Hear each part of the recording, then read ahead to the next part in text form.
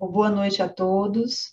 É um prazer enorme poder abrir esse ciclo de lives pelo Departamento de Transplante Renal da ABTO, né? Então, esse vai ser o primeiro webinar desse ciclo de webinars que tem sido organizados pelos departamentos de transplante da ABTO. Então, eu tenho aqui a honra de abrir aqui representando o Departamento de Transplante Renal. Para quem não me conhece, sou Tainá de Sandes, docente professora do Departamento de Medicina Clínica, né, de Nefrologia da Universidade Federal do Ceará e a coordenadora do Departamento de Transplante Renal da BTO.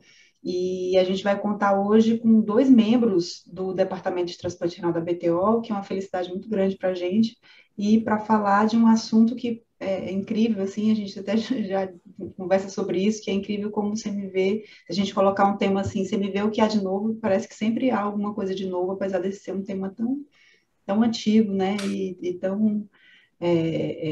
tão presente na nossa vida. Então, para essa apresentação, a gente vai contar com a presença do professor Dr. Lúcio Requião Moura, que é professor adjunto de nefrologia da Universidade Federal de São Paulo, da Escola Paulista de Medicina, coordenador da UTI do Hospital do Rim e nefrologista do programa de transplante do Hospital Israelita Albert Einstein.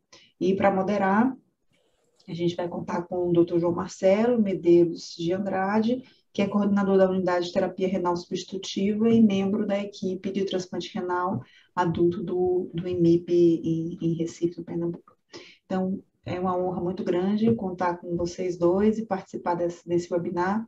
Lúcio, a palavra é sua. Ah, só um detalhezinho aqui antes, eu esqueci de falar, fiquem à vontade para fazer perguntas, e a gente consegue ver as perguntas tanto no Q&A como no bate-papo. Caso tenha muita conversa no bate-papo, às vezes a pergunta foge e a gente não consegue pegar. Então, se puder, preferencialmente, fazer pergunta no Q&A, fica um pouco mais fácil a gente localizar. Tá bom? Então, boa noite a todos. Eu espero que todos aproveitem muito e façam perguntas, que o Lúcio gosta de responder perguntas, né? O baiano, ele pediu para falar isso, é o baiano mais paulista que existe nessa sala. Boa noite a todos. Boa noite, Tainá, obrigado pela apresentação. Boa noite, João. Agradeço à BTO pela iniciativa, a diretoria da BTO pela iniciativa e ao departamento pela escolha do tema e pela minha indicação para poder apresentar o tema. Então, me foi proposto a trazer alguns dados sobre o que há de novo na infecção pelo citomegalovírus. Eu queria declarar que eu não tenho nenhum conflito de interesse e eu pretendo nos próximos minutos abordar uma agenda que parece extensa, mas é relativamente enxuta, revisitando os efeitos indiretos da infecção pelo citomegalovírus, falando um pouco sobre prevenção de eventos relacionados ao citomegalovírus, com foco no tratamento pré-emptivo, e isso é algo que há de novo, apesar de parecer antigo. O papel dos inibidores da mTOR no manejo das recidivas, o manejo das infecções refratárias e duas palavrinhas sobre a avaliação da imunidade celular. Ao longo da apresentação, vocês vão observar aqui em alguns slides a QR Code, que são, na verdade, links para as referências, aquelas que, pelo menos, eu considerei que são mais relevantes para essa apresentação. Nessa aqui é o link para o site da BTO. Caso alguém que esteja na audiência não seja sócio, eu já deixei aí direto o local onde se pode associar a BTO para transformar cada vez mais a BTO numa sociedade forte na representação da transplantação brasileira. Então, esse é um panorama do que a gente observa do ponto de vista da evolução biológica da infecção pelo CMV no transplante renal. Nós temos uma elevada taxa de soroprevalência, portanto, um alto índice de pacientes com infecção latente, pela característica dos herpes, no caso o CMV é um dos maiores beta-herpes vírus, e após a imunodepressão, que ocorre especialmente com a imunossupressão no transplante renal, não apenas, outros fatores também levam à imunodepressão no transplante renal, mas o preponderante é a imunossupressão.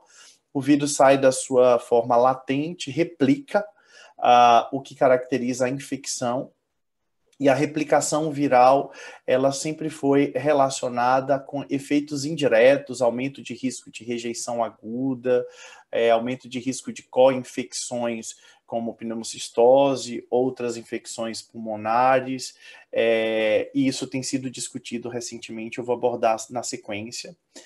Se nenhuma estratégia for adotada, em torno de 50% a 60% dos pacientes acabam reativando a infecção e boa parte deles podem apresentar sinais e sintomas, que são os chamados efeitos diretos do citomegalovírus, que são a síndrome viral, a doença ou a doença invasiva. Então, esse panorama biológico ele é interessante para trazer algumas questões que são relativamente novas.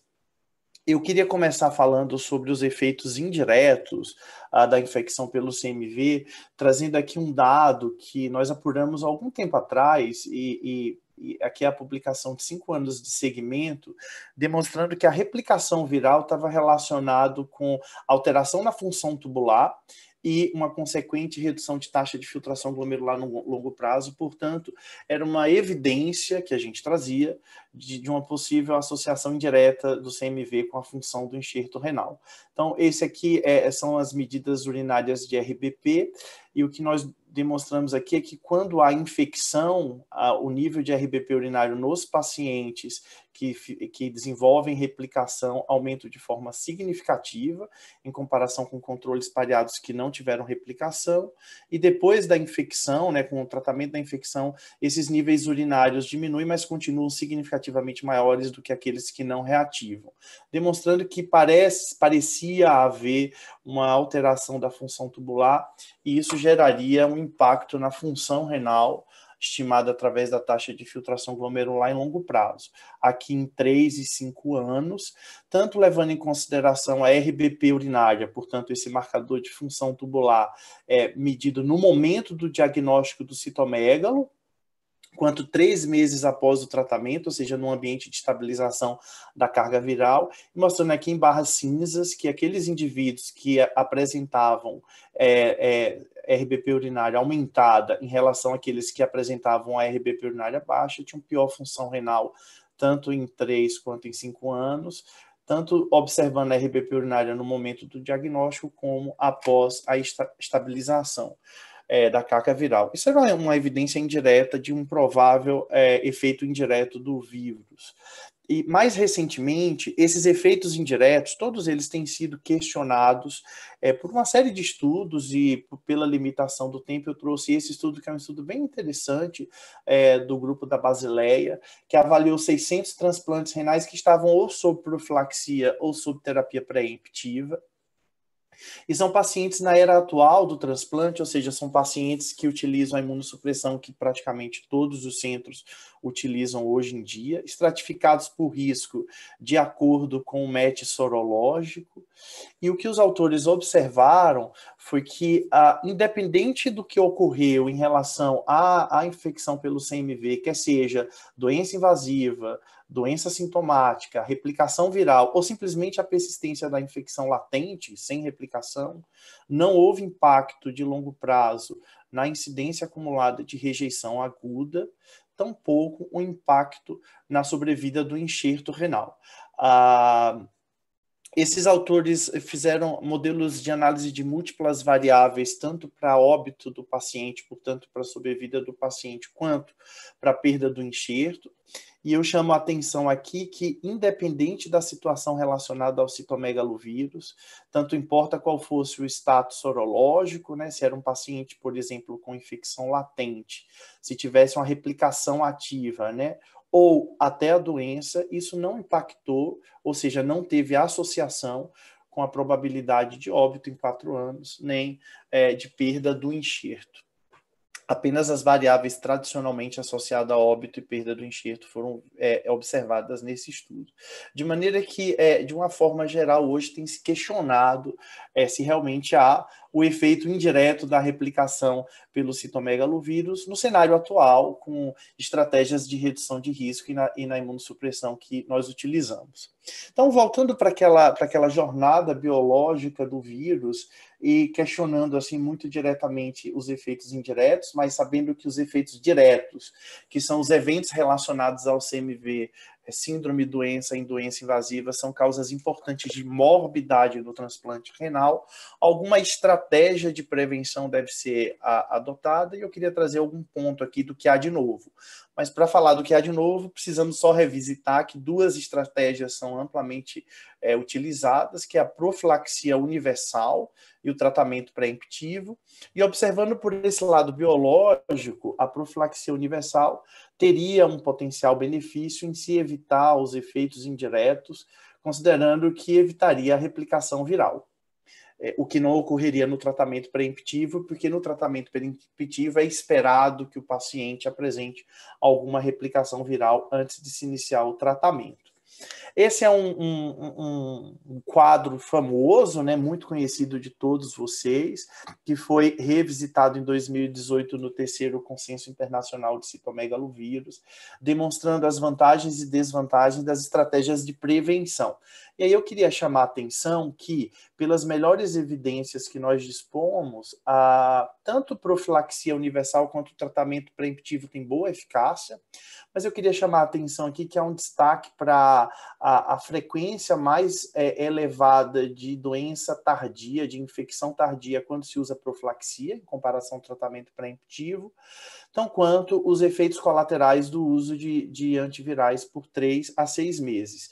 Então, considerando esses dois pontos, a estratégia preferencial, que nos últimos anos tinha sido a profilaxia universal, tem sido revisitada de maneira que o tratamento pré-emptivo, como uma opção de escolha, parece algo que há de novo na estratégia de prevenção dos eventos relacionados ao CMV, que tem sido bastante discutido nos eventos de atualização do CMV. E um dado que eu trago aqui para demonstrar isso é um dado de observação em transplante de fígado, já tem alguns dados também em observação em transplante renal, demonstrando que quando se estende o acompanhamento a longo prazo, o que se vê é que o tratamento pré-emptivo parece estar mais relacionado, é mais eficaz, tem uma associação menor à incidência acumulada de eventos relacionados ao citomegalovírus, justamente por causa da doença de início tardio. Então, quando se suspende a profilaxia, o paciente acaba replicando e ficando doente, aqui especificamente mostrando a incidência acumulada de pacientes sintomáticos. Então, tem se discutido bastante se de fato a profilaxia universal deveria ser a opção de escolha, sem se estratificar risco de pacientes que, antes do transplante, poderiam ser estratificados de forma que se beneficiariam do tratamento pré-emptivo em relação à profilaxia universal. E outro fator importante são os efeitos colaterais da droga. Eu trago aqui um dado que é um dado nosso lá do Hospital Israelita Albert Einstein, que é quando nós transicionamos da antigenemia para o PCR e nós passamos a utilizar um protocolo altamente restrito de tratamento pré-emptivo, na verdade, mas que nós tratávamos qualquer carga viral positiva utilizando valganciclovir. Então, vocês veem aqui que os pacientes preferencialmente utilizavam valganciclovir, tratando qualquer viremia positiva. Nosso limite de detecção lá era acima de 180. O que se observa aqui é uma taxa de 19% de necessidade de granuloquina. Então, esse é apenas um exemplo para demonstrar que as evidências mais atuais demonstram que o uso indiscriminado da profilaxia, ou seja, a profilaxia universal, em detrimento do tratamento pré-emptivo, está associado ao maior risco de doença tardia e, portanto, uma maior incidência acumulada de doença citomegálica no médio prazo, e os efeitos colaterais do uso prolongado dos antivirais, eu trouxe pelo menos um aqui, é um problema que apareceu com a profilaxia universal. Então, o que eu disse de novo até aqui? Que as evidências mais recentes têm questionado os efeitos indiretos da infecção pelo CMV no transplante renal. A profilaxia talvez não seja a melhor estratégia para a prevenção em todos os cenários, portanto, como medida universal, então o termo profilaxia universal está sendo revisitado e o tratamento pré-emptivo tem ganhado bastante espaço, e a doença tardia e toxicidade são desafios para quem adota a profilaxia universal. Sobre o revisitar os efeitos indiretos, eu deixo aqui uma sugestão de leitura para aqueles que quiserem, que é um editorial que eu escrevi recentemente para o JBN, e eu dedico um parágrafo à questão da discussão atual sobre os efeitos indiretos. Considerando, então, que o tratamento pré-emptivo tem ganhado bastante espaço na discussão atual, como que nós podemos manusear o tratamento pré-emptivo? Esse também é um quadro bastante famoso do terceiro consenso internacional, que demonstra que nós temos que estratificar risco do paciente. Entretanto, os limites de carga viral para se iniciar o tratamento, eles não são claramente definidos na literatura. Eu só queria lembrar para aqueles que não estão habituados com essa terminologia que o conceito do tratamento pré-emptivo é você definir o risco do seu paciente, o risco dele desenvolver doença citomegálica após o transplante, e de acordo com essa estratificação de risco, define-se uma carga viral que seja tolerável, a partir da qual o paciente deve se tratar estando assintomático, para evitar que ele desenvolva a doença. Então, eu vou trazer aqui um resumo de duas sugestões de tratamento pré-emptivo, que são aquelas sugestões que eu estou mais habituado, mas eu sei que essas sugestões variam de serviço para serviço, e essa até é uma recomendação do terceiro consenso internacional, de que os serviços tenham estratégias próprias que mais se adequem às suas realidades. Então, eu trago aqui a estratégia de prevenção do Hospital Israelita Albert Einstein, e na sequência eu vou apresentar do Hospital do Rio. Então, nós definimos, por exemplo, receptores que são induzidos com timoglobulina, aqueles que são IgG positivo, são de alto risco para doença pelo CMV. E nesses pacientes, nós recomendamos realizar monitorização semanal de viremia através de PCR, a partir do 21º pós-operatório, até pelo menos o terceiro mês. E nós iniciamos o tratamento pré-emptivo, então aqui o objetivo é tratar pacientes assintomáticos. A nossa droga de escolha é o Valganciclovir, que não está disponível na maior parte dos estados. E quando que nós iniciamos o tratamento? Naqueles pacientes que receberam timoglobulina 4 doses, se a carga viral for maior do que 2.500, e naqueles que receberam dose única, se a carga viral for maior do que 5.000. Qualquer paciente com sintomas, independente da carga viral, e em qualquer outra situação, a depender do julgamento médico. Lembrando aqui que o tratamento com Valganciclovir são 900 miligramas de 12 horas, e a dose deve ser ajustada para a função renal. Se o paciente tiver alguma contraindicação para o uso do Valganciclovir, nós utilizamos o ganciclovir venoso. E nós definimos uma categoria de altíssimo risco, que são aqueles receptores negativos que recebem enxertos de doadores positivos, aqui independente da imunossupressão, e para esses pacientes, sim, aqui é o grupo que nós fazemos profilaxia por um período mínimo de 3 meses, e esse período pode ser estendido a depender do juízo clínico. E ao encerrar esse período de profilaxia, nós mantemos mais 3 meses de tratamento pré-emptivo, portanto, os pacientes ficam pelo menos 6 meses sob alguma estratégia de prevenção de CMV. E aí, de novo, o tratamento deve ser feito preferencialmente com Valganciclovir. E lembrando que quando nós estamos falando de profilaxia, metade da dose, 450 miligramas de 12 em 12 horas, e o tratamento, como eu falei anteriormente. Então, em linhas gerais, essa é a estratégia que nós utilizamos no Albert Einstein, e eu sei que a pergunta que vai surgir no chat é a questão do custo, então eu já adianto aqui que, na verdade, nós adotamos essa estratégia justamente para redução de custo. Então, quando nós utilizávamos o ganciclovir endovenoso, quer seja em regime hospitalar, ou porque o paciente era de outro estado ou de outra cidade e não podia utilizar no hospital dia, ou quer seja no hospital dia, o custo do tratamento, pelo menos para a nossa instituição, era maior do que o hospital, o programa de transplante, comprar a medicação e entregar na mão do paciente. Então, esses foram um estudo transversal que foi realizado na nossa instituição, que tem um programa de transplante em parceria com o ProAdSUS, e esse trabalho foi apresentado na BTO alguns anos atrás. Mas eu acredito que talvez a estratégia que seja mais aplicável na maioria dos centros no Brasil seja a estratégia do Hospital do Rim, E aí com algumas variações de acordo com cada centro, porque às vezes os protocolos de imunossupressão são bastante variados. Mas eu acho que o conceito fica bem claro assim da estratificação do risco e da escolha de um ponto de corte para iniciar o tratamento. Então, quem são os pacientes elegíveis para o tratamento pré-emptivo? São aqueles pacientes com IgG negativa pré-transplante, uso de micofenolato de sódio na terapia de manutenção e pacientes submetidos a tratamento de rejeição aguda. Quando que se começa a vigilância? A partir do 21º dia após o transplante ou a partir do 7º dia após o tratamento da rejeição aguda, sempre feito pelo PCR. O valor de corte para iniciar o tratamento antiviral em pacientes assintomáticos, para aqueles que são IgG negativo, qualquer valor acima do limite de detecção, e lá no Hospital do Rim, para aqueles que são IgG positivo, aceita-se uma carga viral até 5.000. Valores entre o limite de detecção e menos do que 5.000 devem ser considerados caso a caso e o tratamento é feito com ganciclovir endovenoso. De novo, aqui eu queria reforçar que os pontos principais são estratificação de risco e a escolha de um limite de carga viral aceitável desde que o paciente esteja assintomático.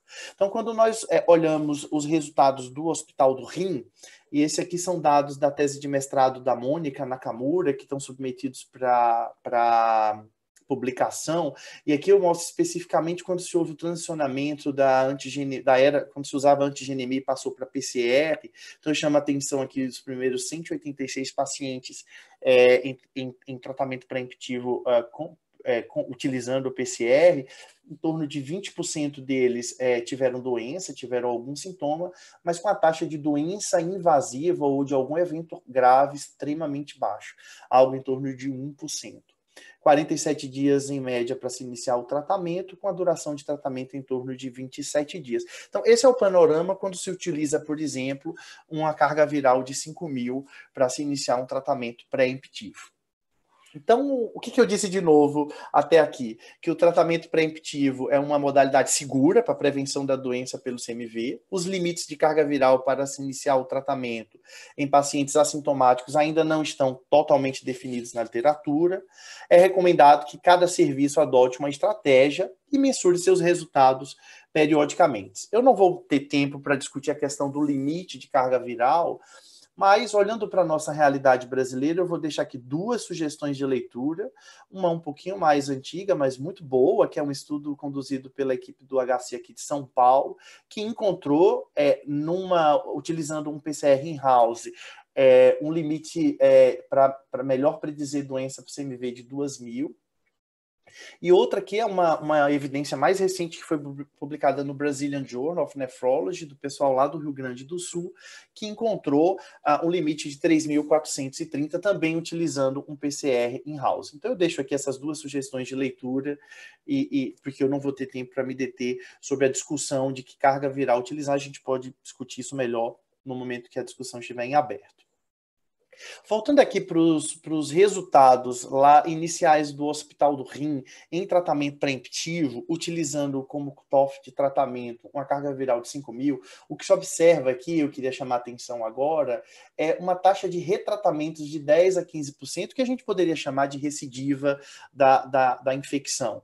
Então, quando se vê aqui, mesmo utilizando PCR, que é uma estratégia extremamente sensível, portanto, a gente imaginaria que estaria suspendendo a terapia antiviral quando realmente a replicação estivesse completamente bloqueada, ainda tem aí em torno de 11%, 12% de pacientes sob tratamento pré-emptivo que vão necessitar de retratamentos, e isso significa mais ou menos em torno de 25% daqueles pacientes que fizeram um primeiro tratamento. E uma das estratégias bastante interessante para esses pacientes que apresentam recidiva é o uso da mTOR, especialmente aqueles que têm recidivas frequentes. Então, esse é um conceito que já é relativamente antigo, que o inibidor da mTOR está relacionado com a redução do risco de eventos associados ao citomegalovírus, e eu trago aqui dados da tese de doutorado da doutora Laila. Esses dados foram apresentados o ano passado no ATC em uma comunicação oral e estão prontos para publicação. E o estudo da Laila ele avaliou pacientes que fizeram um primeiro tratamento sob terapia preemptiva, como eu mostrei para vocês, e após o término desse primeiro tratamento, esses pacientes foram randomizados ou para receber sirolimo, né, descontinuar o micofenolato ou azatioprina e receber sirolimo com tacrolimo, ou para manter a terapia que vinham utilizando, tendo como desfecho primário a recorrência de CMV, ou seja, a necessidade de um novo tratamento. Esses pacientes foram acompanhados até 1 ano, né? Então, aqui foram incluídos 35 pacientes no grupo sirolimos e 37 pacientes no grupo controle que permaneceram com a sua imunossupressão. Aqui são os dados antes da randomização, mostrando que no primeiro evento a maioria dos pacientes tinha sido assintomático, mas 1/3 dos pacientes tinham manifestação de doença citomegálica, portanto algum sinal, sintoma ou alteração laboratorial atribuível ao CMV. E o que se observa aqui é que aqueles pacientes que foram convertidos para sirolimus, tiveram antimetabólico convertido para sirolimus, não apresentaram necessidade de retratamento, por nenhum motivo que seja, enquanto o grupo controle teve aí uma taxa de 41% de necessidade de tratamento, de modo que isso fica bem claro aqui nessa curva de sobrevida livre de recorrência de CMV, não havendo nenhum evento no grupo sirolimus, e uma sobrevida livre de 59% no grupo controle, demonstrando que o uso de sirolimo pode ser uma estratégia naqueles pacientes que são recorrentes. Um outro conceito que é novo, mas é um conceito novo para um desafio que é bastante antigo, é a questão da infecção refratária, né? Tem sido falado bastante de infecção refratária nas últimas reuniões de consenso, e existe uma classificação relativamente recente. Essa classificação ela não é necessariamente para a prática clínica, mas sim para ser utilizada em estudos clínicos, mas ela é bastante útil na prática clínica. Então, define-se como infecção refratária quando o paciente apresenta o aumento mais do que 1 log na viremia após pelo menos 2 semanas de tratamento, desde que com dose adequada de antiviral. Uma provável infecção refratária se há uma persistência de carga viral no mesmo nível ou com mas um aumento inferior a 1 log após 2 semanas de tratamento. E como às vezes há um descolamento entre a carga viral e a doença, né, o paciente que tem sintoma, criou-se aqui uma categoria que é a doença refratária em órgão-alvo, que seria a persistência de sintomas ou sinais clínicos ou progressão para a doença em órgão-alvo após 2 semanas de tratamento com dose de antiviral adequado.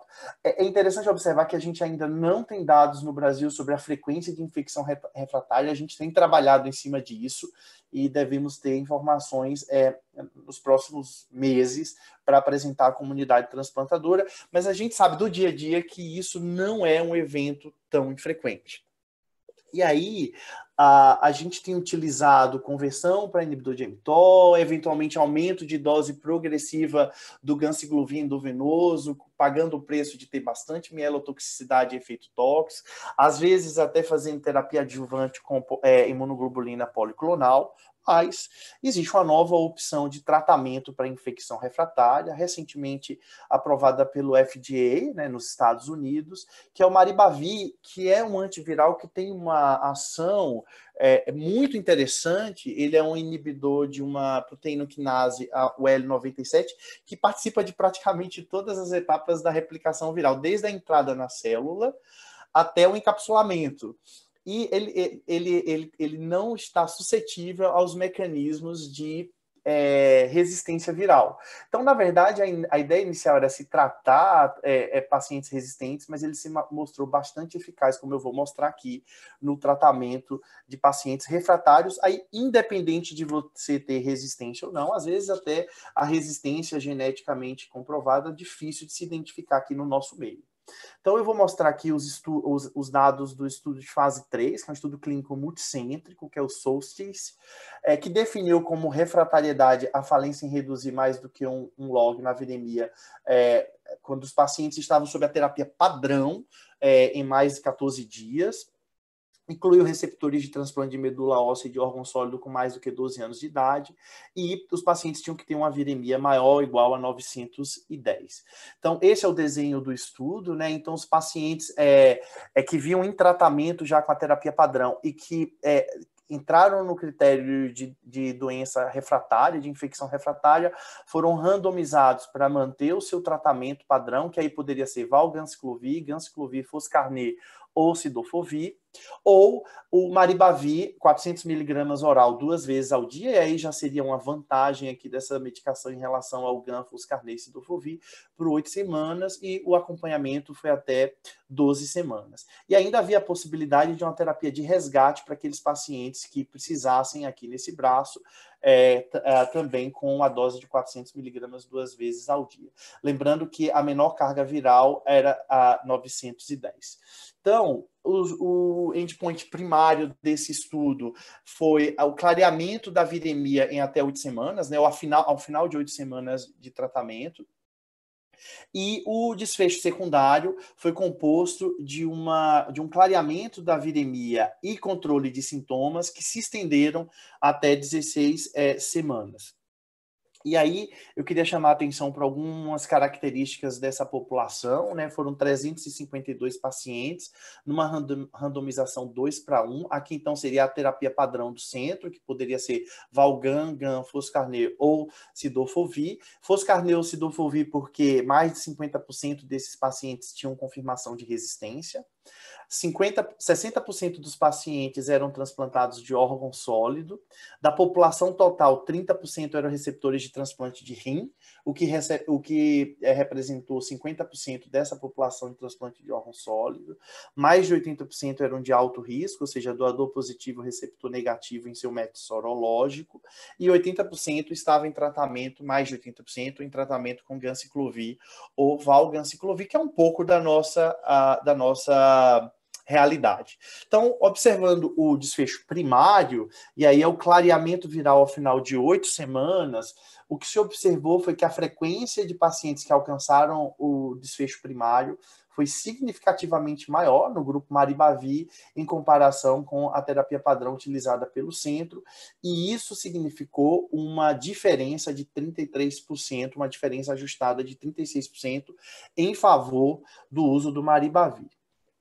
Quando nós olhamos para algumas análises de sensibilidade feitas pelos autores, o que nós vimos é que esse resultado foi favorável ao Maribavir, por exemplo, em pacientes transplantados de órgão sólido, quando se considerou apenas transplantados de órgão sólido, e independente de o paciente ter recebido ou não terapia de indução, que são duas coisas muito importantes aqui no nosso meio. E observando os desfechos secundários, então só lembrando, o desfecho secundário era a manutenção do clareamento viral e controle dos sintomas por 16 semanas. O que se observou, mais uma vez, é que a frequência de pacientes que alcançaram esse desfecho primário foi, de novo, significativamente maior no grupo Maribavir, talvez aqui com um poder estatístico um pouco menor, porque o número de pacientes incluído no estudo não foi para comprovar esse desfecho secundário. De qualquer maneira, houve uma redução, uma diferença em torno de 9,5%, 10% na frequência de desfechos secundários. Para finalizar minha apresentação, eu queria trazer 2 ou 3 palavrinhas sobre avaliação da resposta imune e oportunidades para a sua aplicação, que eu acho que é outra coisa nova, né? Apesar de já ver sendo utilizada com bastante frequência em tuberculose, por exemplo, em alguns lugares para leishmaniose.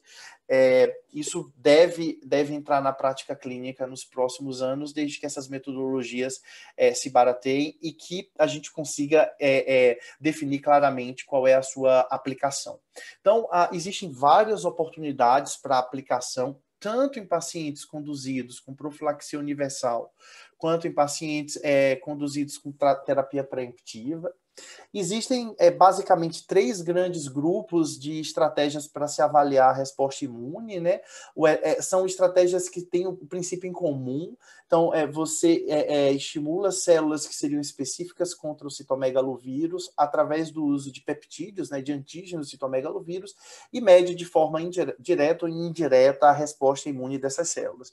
Então, isso tem sido feito através de metodologias de ELISpot. Então, tanto ELISpot como ELISA, você mede a quantidade de interferon que essas células produziriam, e a partir de um determinado valor você teria um paciente com a resposta celular robusta direcionada contra o CMV, ou você pode até medir, quantificar, né, as células que são específicas contra o citomegalovírus através de citometria de fluxo. Então, essas estratégias podem ser utilizadas no pré-transplante para estratificação de risco após o transplante, e aí para se decidir se o paciente poderia ir para um braço ou para outro braço de estratégia de redução de risco.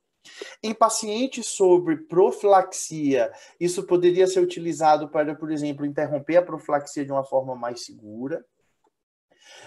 Poderia ser utilizado para predizer pacientes sobre o risco de desenvolver doença tardia após a suspensão da profilaxia. E, no caso do tratamento preemptivo, poderia se utilizar para suspender o tratamento, mesmo naqueles pacientes que ainda tivessem, por exemplo, alguma carga viral positiva, sabendo-se que ele teria uma resposta celular robusta, talvez reduzisse o risco, por exemplo, de uma necessidade de retratamento. Então, eu vou trazer apenas um dado aqui para exemplificar, que é um dado recentemente publicado, de um estudo bem interessante que avaliou uma coorte de pacientes transplantados de rim que não foram induzidos com timoglobulina.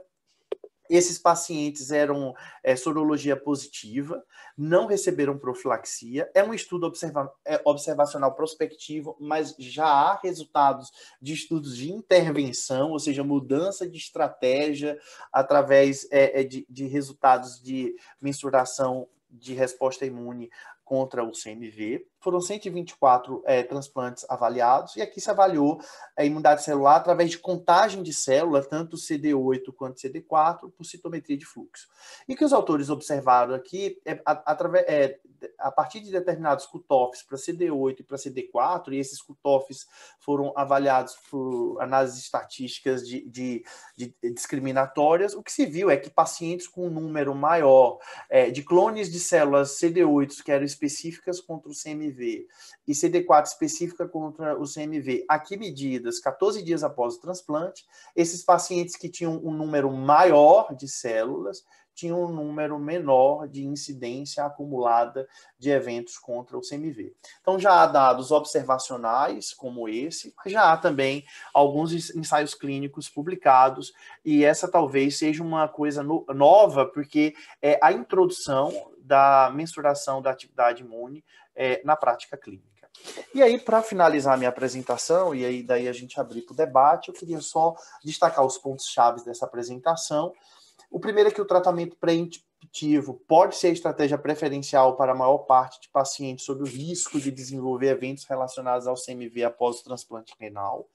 Limites de carga viral para o início do tratamento de pacientes assintomáticos ainda não estão claramente definidos.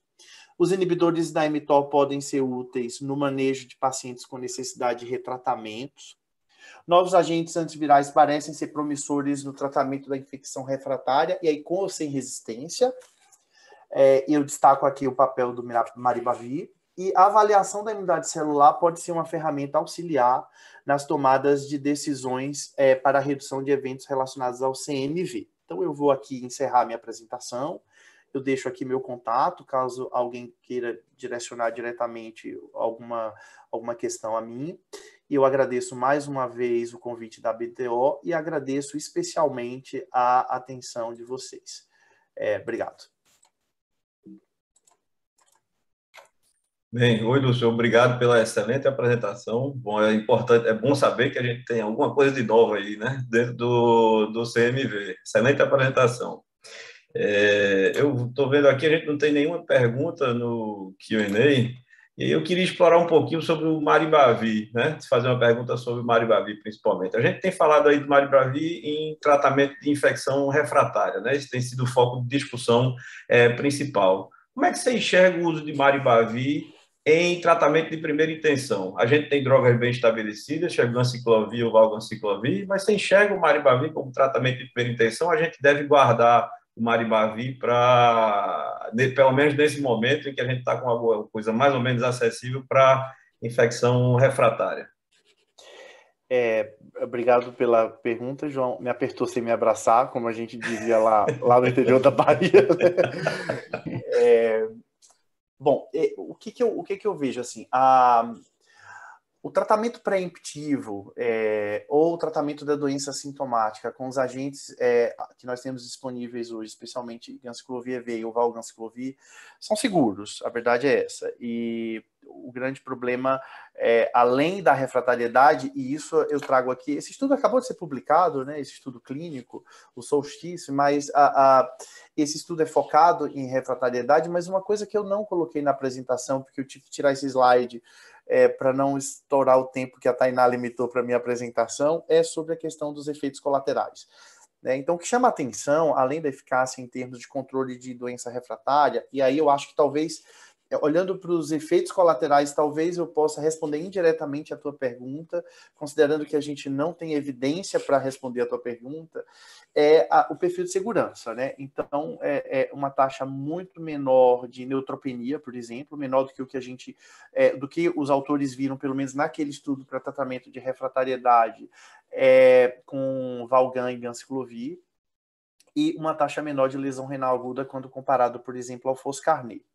Então, o perfil de segurança me instiga a dizer que talvez no futuro, havendo uma evidência de que ela é uma droga superior ou similar a Ganciclovir e Valganciclovir, e que tenha um custo-benefício semelhante, talvez seja uma estratégia interessante. O que eu posso te dizer é que, assim, nós temos uma experiência grande com Valganciclovir lá no Albert Einstein, para tratamento pré-emptivo. E quando nós começamos a utilizar o Valganciclovir na terapia pré-emptiva, como era uma coisa nova, e nós tínhamos acabado de migrar da antigenemia para o PCR, nós estabelecemos tratar qualquer carga viral positiva acima do limite de quantificação, que era 180, 200. Então, o paciente vinha fazendo viremia semanal, aparecia com a carga viral acima desse valor, recebia o tratamento, independente de sintomas, claro, porque estavam sob terapia pré-emptiva. O que nós observamos nos primeiros 18 meses dessa estratégia? 20% de necessidade de uso de granuloquine, utilizando uma dose de 900 miligramas 2 vezes ao dia, que é a dose terapêutica, né? E aí nós ajustamos o protocolo por causa disso e aumentamos o cutoff para esse que eu apresentei, que é 2.500 para alta dose de timo, 5.000 para baixa dose de timo. A gente está mensurando agora para ver se reduziu esse efeito colateral, que é o mais temido, mas a nossa percepção clínica é que a gente conseguiu um perfil de segurança melhor. Mas com Ganciclovir venoso, a gente não tem esse problema tão grande assim, né? Então, o problema é colocar o paciente no hospital ou ter que fazer hospedaldia. Então, eu acho que é uma pergunta que ainda não tem uma resposta, mas se a gente tiver um barateamento da droga, tiver estudo demonstrando a questão da não inferioridade ou até da superioridade em termos de eficácia, me interessa muito essa droga no que diz respeito ao seu perfil de segurança. E o fato de ser oral, né? Comprimidinho, facilita bastante.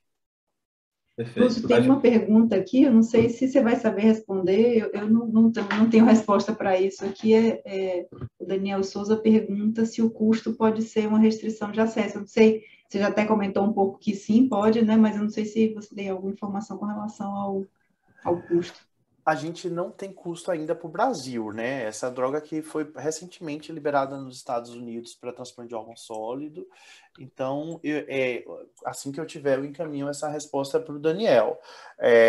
Mas que eu tenha conhecimento, a gente não tem estudo de custo para o Brasil, até porque é uma droga que ainda não está liberada no Brasil. Eu imagino que não deva demorar muito de ser liberada no Brasil. Mas o que eu posso dizer assim, é que à luz da evidência que a gente tem atualmente, é uma droga que nós estamos falando de tratamento de infecção refratária ou resistente. Nós temos que focar o tratamento pré-emptivo e o início do tratamento no que a gente tem em terapia padrão, ganciclovir ou valganciclovir. O que eu acho que deve ter barateado recentemente foi o valganciclovir. Eu não tenho dados, mas como houve a quebra da patente e já tem uma apresentação similar, eu acho que deve ter barateado. Aqueles dados que eu mostrei para vocês, aquele estudo de custo, né, com o original. Então, deve ter barateado mais com a entrada do valganciclovir similar. Lúcio, tem uma outra pergunta aqui, é de um participante anônimo, na verdade. Boa noite, doutor Lúcio. O que você acha da profilaxia com dose reduzida de 450 miligramas? Eu acho que ele está falando do valganciclovir nessa dose menor aí. Do valganciclovir, né? Bom, a profilaxia universal padrão, ela é com 400 miligramas 2 vezes ao dia, 100 a 200 dias, né? E os estudos mostraram que fazer 200 dias era melhor do que fazer 100 dias. Então, eu não tenho experiência com essa dose. A gente utiliza a profilaxia exclusivamente para pacientes que são doador positivo a receptor negativo. E nós utilizamos a dose recomendada em bula, que seria 400 miligramas, 450 miligramas 2 vezes ao dia. O que é interessante observar é que o valganciclovir tem que ser corrigido para a função renal, né? Então, assim, a maioria dos pacientes não utiliza 450 miligramas 2 vezes ao dia com profilaxia. Mas isso baratia um pouquinho, mas baratia por uma coisa não boa, né? Um paciente que não está com a função renal adequada. Mas, de fato, eu não tenho experiência com redução de dose para profilaxia. Ô Lúcio, tu acha, assim, porque eu vejo a gente sempre estratificando o risco de infecção por CMV, né, de doença por CMV, sempre baseado no clássico IgG, né? IgG por doador positivo, receptor negativo, e é isso aí, se for doador positivo, receptor negativo alto risco, se não for, baixo risco. E eu não vejo muito a gente usando outras informações. Então, se o paciente está linfopênico grave naquele momento, ou, enfim, a combinação do doador-receptor, se é um transplantador expandido, ou mesmo o regime imunossupressor. Então, será que um paciente que usou uma dose baixa, indução de contínuo numa dose baixa, está com inibidor de calcineurina com imidodemitor, de novo, e esse paciente, esse conjunto não devia ser, né, considerado no entendimento de risco, né? E você acha que, por exemplo, um paciente que está usando imidodemitor deve ser tratado igual um paciente com micofenolato na estratificação de risco e seguir essa mesma rotina do tratamento preventivo, por exemplo? Bom, são duas perguntas. Se eu não responder a segunda, você me cobra, que é sobre o Emitor. Em relação aos preditores de risco, né? De fato, nós vamos caminhar para fazer a atividade de célula T como a melhor forma de estratificar risco, né? E aí o CD8 tem um papel importante na avaliação pré-transplante. Chega o paciente para transplantar, colhe uma alíquota e vê se esse paciente é um paciente bom respondedor em termos de CD8. E depois, 2 semanas de transplante, o CD4. Me parece que as evidências de todos os estudos estão caminhando para isso. E aí, nos primeiros 14 dias, a gente tem uma ideia de quem é o paciente que a gente vai ter problema, fora dos doadores negativos, dos receptores negativos, né? Nós estamos falando daquele indivíduo que tem alguma memória imunológica. Então, isso vai deixar claro para a gente quem são aqueles indivíduos que de fato vão precisar de uma atenção especial, e aí talvez a gente individualizar. Esse aqui vai precisar de profilaxia como se fosse um GG negativo. Esse aqui a gente pode fazer um tratamento pré-emptivo com um cutoff mais alto, liberar ele para fazer replicação, porque isso vai até incentivar a expansão de clones responsivos a CMV. E esse aqui tem uma resposta intermediária e talvez a gente precise fazer viremia semanal. Eu acho que a gente vai caminhar para isso. O que a gente tem de preditores hoje, e depois eu falo do inibidor da mTOR. Na nossa população, e esse é um dado que vem se repetindo em todas as análises que nós fazemos lá no Hospital do Rim, recentemente nós fizemos isso na tese da Mônica, função renal, que o paciente chega em 21 e 30 dias.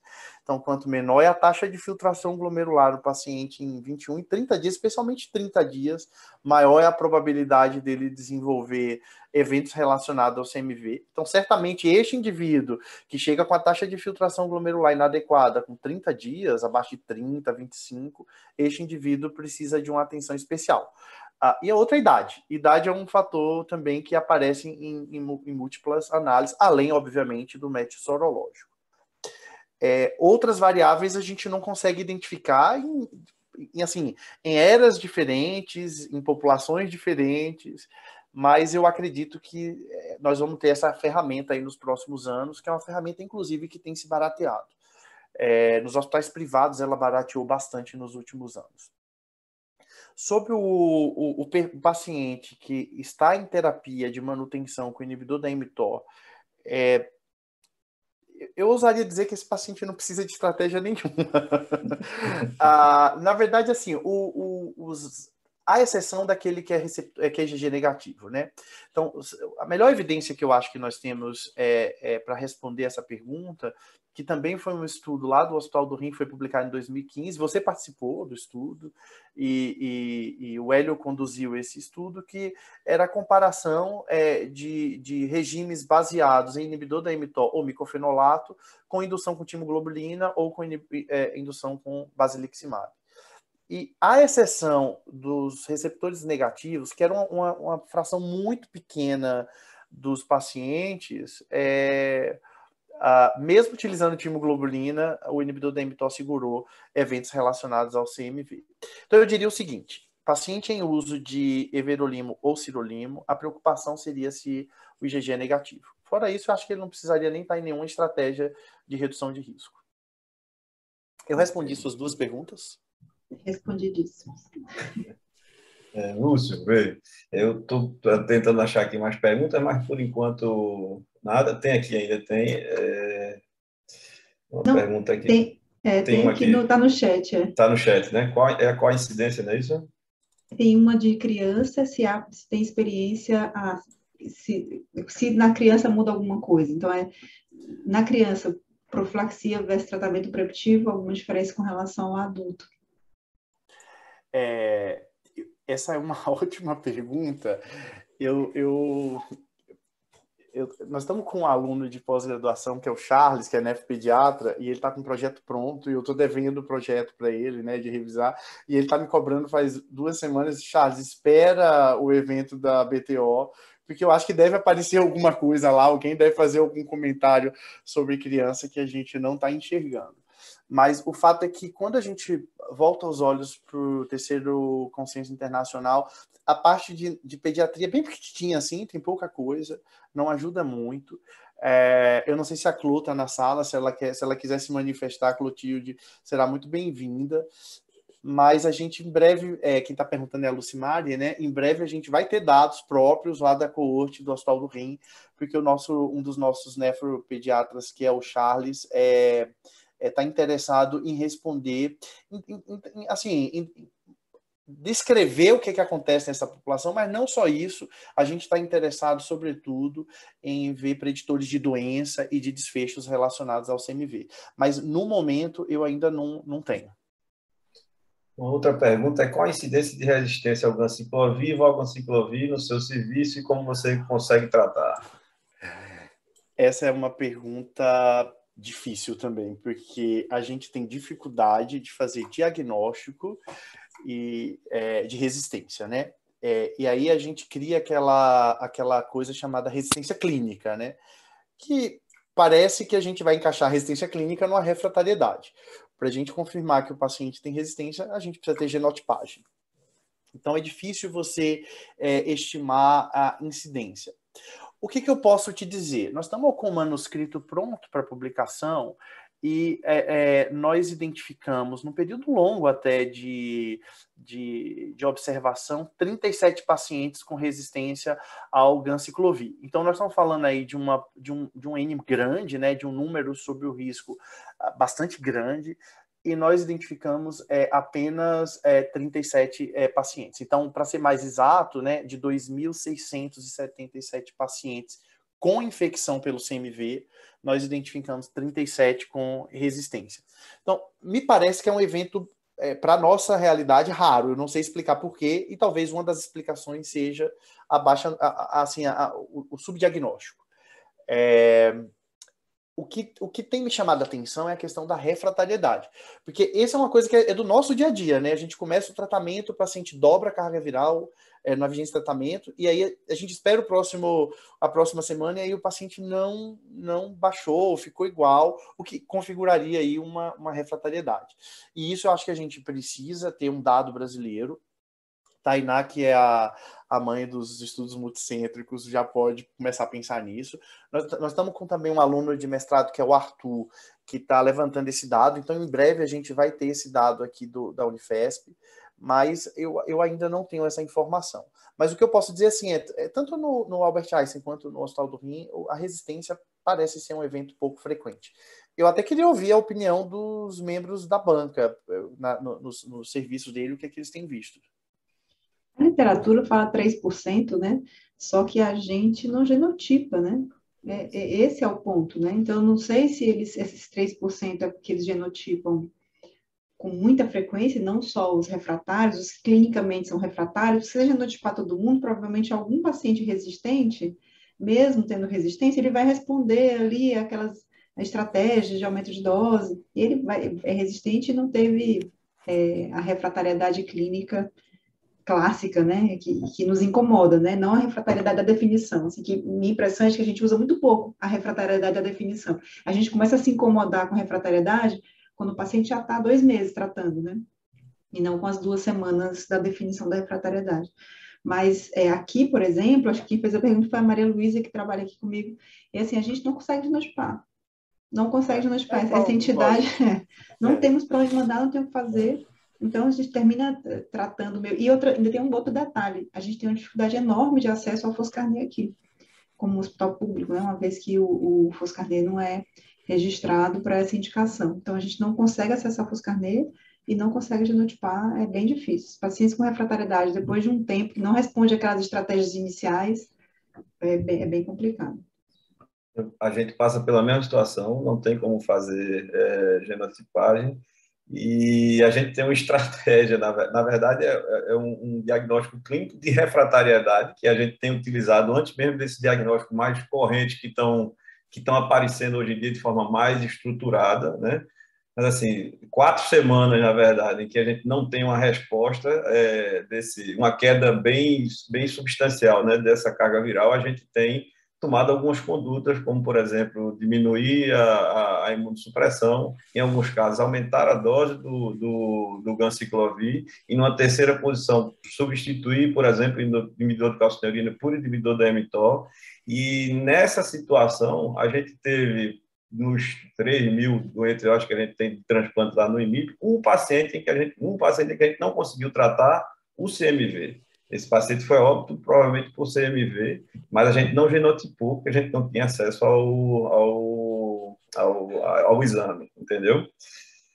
Então, essa a realidade da gente aqui no IMIP também.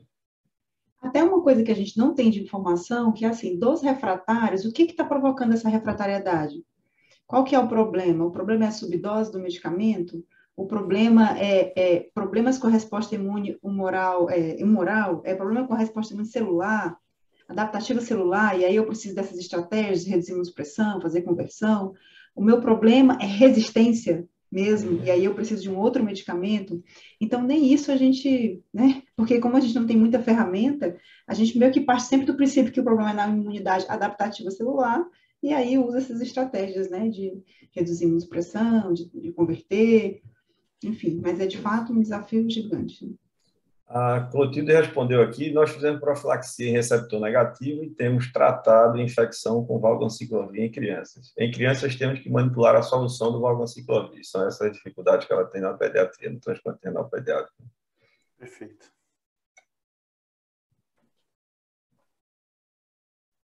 Simone. Aqui, Tem né? mais uma pergunta aí, né?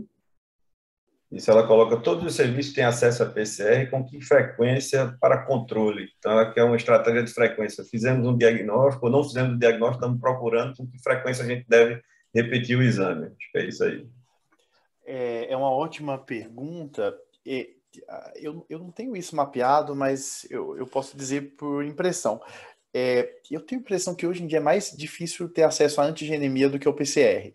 A antigenemia precisa de equipe bem especializada, né? Especialmente depois da Covid, todo lugar faz PCR, né? O que vai mudar é o Prime, a tecnologia é a mesma, né? Então, eu tenho a impressão, Simone, que acesso a PCR, sim, eu não sei se todos utilizam o PCR como estratégia de identificação de carga viral, mas acesso, creio que sim. O que eu acho que são os limitadores aí? O primeiro é o tempo de resultado. Então, para que uma terapia preemptiva dê certo, desculpa, a gente precisa que o tempo não seja prolongado, né? Não seja demorado. Porque não adianta eu colocar o paciente sob terapia preemptiva e receber a viremia dele, a carga viral, 3 semanas depois. Esse paciente vai adoecer. Então, talvez o grande problema aí seja não exatamente o acesso, mas o resultado, né? O tempo para o resultado. E talvez o custo também, apesar de que PCR, depois da pandemia da Covid, barateou bastante.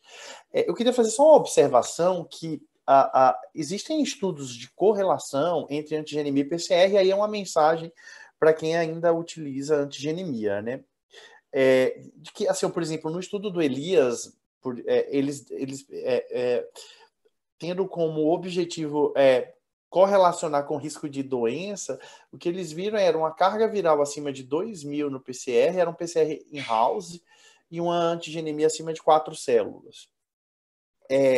Quando o Hospital do Rim transicionou de antigenemia para o PCR, o cutoff de antigenemia era 10 células, e transicionou para 5.000 no PCR. Os resultados são muito semelhantes quando o desfecho avaliado é o paciente ficar doente, ter sintomas. Que esse é o desfecho principal que nós queremos evitar na terapia preemptiva. Então, deve ser alguma coisa aí entre 4 e 10 células, em termos de antigenemia, e alguma coisa entre 2.000 e 5.000 de PCR.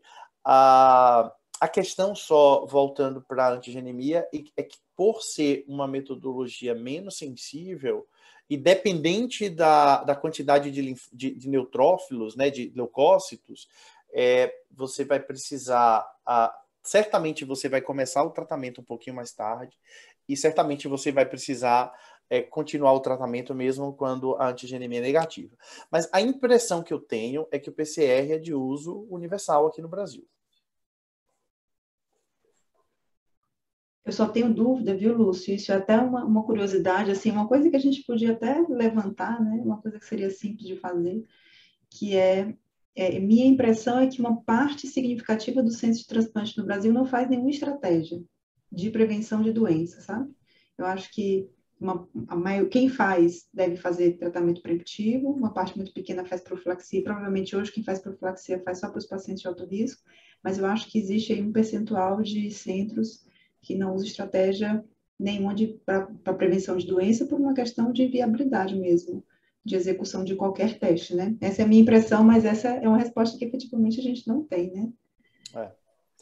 Do ponto de vista prático, para se instituir uma estratégia de tratamento preemptivo, que hoje eu vejo que é a estratégia universal, não a profilaxia, né? A profilaxia deve ser reservada para casos selecionados, precisa ter uma metodologia rápida de detecção de viremia, de preferência PCR. O serviço precisa definir um cutoff, e esse cutoff deve ser alguma coisa entre 2.000 e 5.000. Não acredito que seja algo abaixo de 2.000, nem acredito que a gente consiga ser liberal para algo acima de 5.000. Precisa ter alguém para checar o exame. Esse é importante, porque o paciente vem na consulta, o médico anota no papelzinho, mas depois ele não olha o papelzinho. Então, por exemplo, lá no meu ambulatório, lá no Aysen, a gente tem uma enfermeira, a Paula Bicalho, eu não sei se ela está aqui presente, que checa todos os resultados, e aí ela liga para o médico. Às vezes ela faz até o escopo da receita, a gente só pega carimbo e assina para o paciente buscar o Valganciclovir. Então, esse é um ponto fundamental. Precisa definir a metodologia de viremia e ter resultado rápido, o cutoff para iniciar o tratamento, precisa ter alguém para checar o resultado. e, eventualmente, mensurar periodicamente o resultado, porque, às vezes, a depender do tipo de imunossupressão que você usa, talvez você possa ser mais liberal na carga viral ou mais conservador, e isso é um pouquinho variável.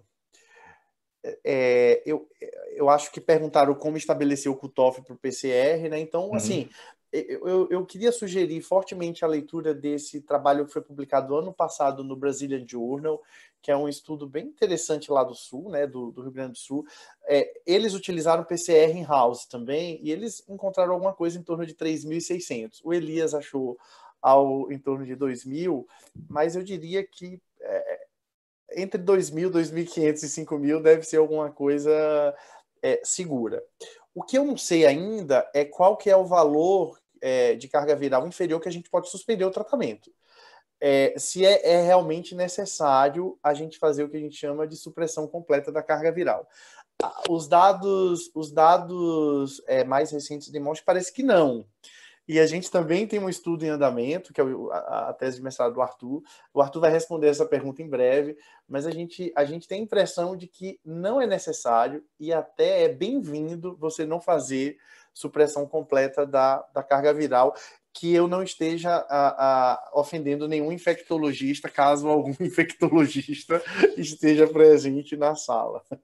A diretriz já traz um pouco disso, né? Do Sim. paciente com carga viral baixa, eles têm até um nomezinho para isso aí, mas é supressão, né? Supressão da carga viral.